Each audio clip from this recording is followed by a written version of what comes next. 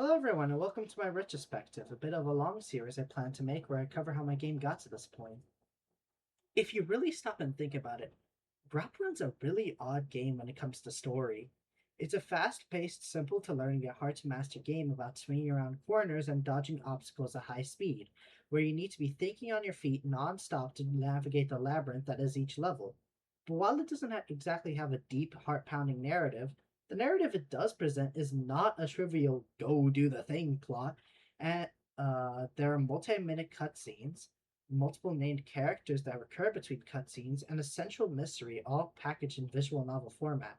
A format that seems almost contrasting to the gameplay before every single level you play. So what's up with that, huh? GrappleRun, like many of my older ideas, was formed from gameplay first and story second, but I couldn't resist giving it a story. The first plot I ended up drafting is significantly different from what appears in the demo, being a story less about Subject GR himself, but a race he participates in. Subject GR participates in a race for some prize money, but ends up being captured by the organizer who is trying to find and capture the fastest person alive for reasons I don't remember, probably power. But Subject GR breaks out and beats the organizer to a pulp. I won't recount the current story since you can just play the demo, but I will note a fun detail about the story. While the story always had a general trajectory I wanted it to follow, the actual beat by beat cutscenes are majorly based off of the theme of the level the cutscenes attached to.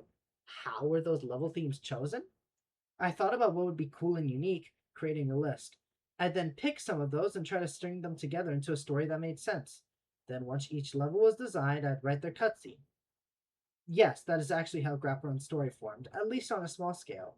Some of the losers that didn't make the cut were Abandoned Sands, a ruin-themed level taking place in the desert, Rooftop Run, a level that exclusively took place on a set of rooftops, inspired by a certain Blue Hedgehog game, Sweetland, a level made of sweets that surprisingly got close to being real before being scrapped because I couldn't make it look good and I got a better idea for a level, Spirit Forest, a level taking place in a haunted forest full of spirits who want to kill and eat Subject GR, and Synthwave Sands, a level taking place in another desert, this time in one themed around synthwave aesthetics and music.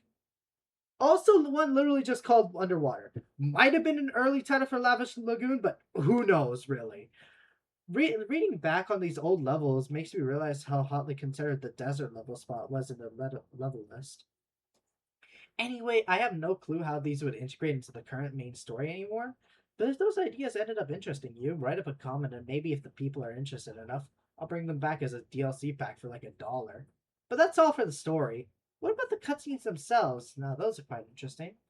So why a visual novel anyway? Well, it just made most sense. While animated cutscenes would have been cool, I'm also too broke to hire an animator and way too lazy to animate myself. One was planned when Subject GR jumped off the palace's balcony, but that never came to fruition. In-engine cutscenes, while they would be pretty optimal in terms of cost and time compared to animation, they'd look awful. GrappleRun doesn't lend itself to in-game in-engine cutscenes, being a top-down game with very simple art style during gameplay. Story during gameplay is a lesson I already learned from the making of the tutorial. Forcing the player to read and take control of Subject GR at the same time is a horrible idea, and I don't have the resources to do heavy amounts of voice acting. So the visual novel it is. This is actually one of the few features in GrappleRun that relies on a plugin. Huge credits to Nathan Hoat for his Godot Dialogue Manager, the backbone of GrappleRun's cutscenes. However, it was just the backbone. It provided basic features like text parsing, dialogue balloons, etc., but it was missing features that would elevate it into being a visual novel engine able to drive my game like character portraits and sound bites. For the Godot developers in the audience, you may be wondering, why not Dialogic? Well, I just thought it was too much for my game, and the default styling didn't look good with my style. Also, when I checked, there wasn't a stable release for my engine version yet when I was making all the dialogue and setting up the backend. So what does the guy do when all he has is the basic backbone? Simple. Build the visual novel engine. In the plugin, you can attach tags to a line which can be read by the dialogue balloon's code to do interesting things. I end up driving this feature to its limit, adding many new features to the plugin. Some include sound bites getting characters to sound like this, backgrounds, character portraits, transitions both in and out of scenes and out into a level, background music, and playing sound effects. From this system, I began to write cutscenes for each and every level. It's definitely not the cleanest system ever, but it works and can iterate fairly fast, so it's good enough. That's where I'll mark the retrospective off today. If you enjoyed what you watched, please like and subscribe, but also check out the demo and my Blue Sky account for more GrappleRun. It'll be in the description and the comments if the description links still work. See ya!